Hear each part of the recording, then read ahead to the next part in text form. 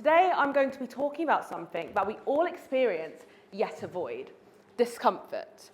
Now, I didn't plan on facing it until I had to take a gap year where I had no choice.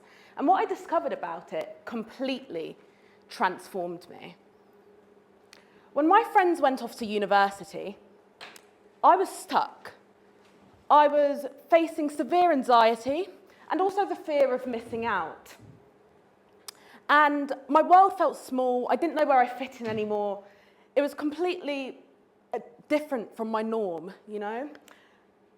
And it was the first time in years that I was sat in stillness, no structure, no plan. And in that quiet, something started to happen. I began to search, not just for what to do, but for who I could become. That search was deep. In that search, I found the Prince's Trust, and I decided to apply. I didn't think I'd get in, and when I did, I almost backed out due to fear. However, I pushed myself, and I attended the programme. That was my first uncomfortable yes, and it made the world of difference. During the initial stages of the programme, I remained in my comfort zone. I stayed to myself, but as time progressed, I stepped out of that comfort zone. I started to listen and learn and laugh. After the Prince's Trust programme, I moved on to the Mummy Youth Project, which is an intense media training course for young people from underrepresented backgrounds. It was very competitive. I applied to it. I didn't know if I'd get into that course as well. One could hope.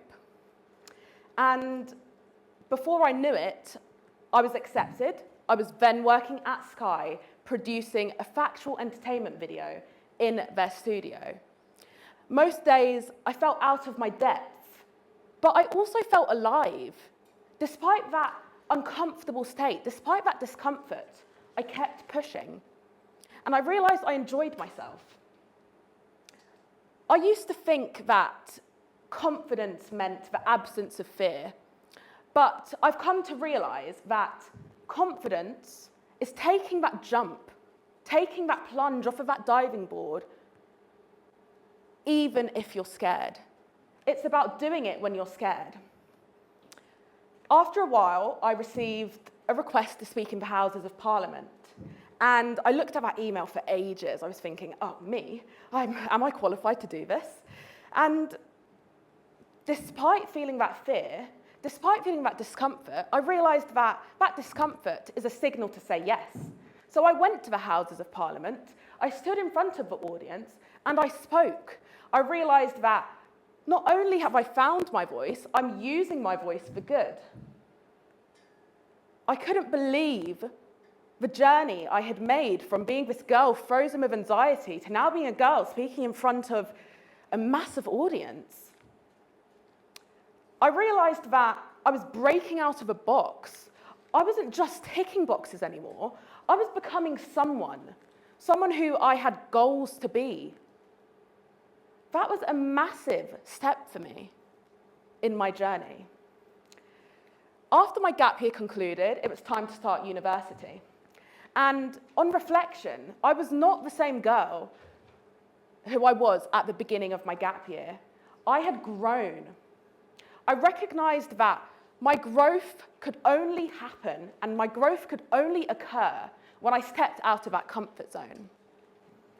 A while after, I was then invited to present Apple Intelligence to His Majesty King Charles III and the CEO of Apple, Tim Cook. This was a massive opportunity. And yes, I felt that fear, but guess what I did? I did it anyway. A while after that, another opportunity cropped up, which was to speak on the news.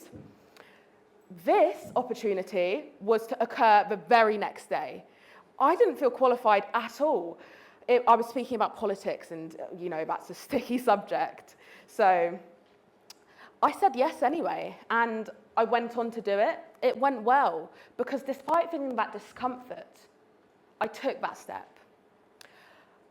After completing my first year in university, I achieved a distinction. I got an A.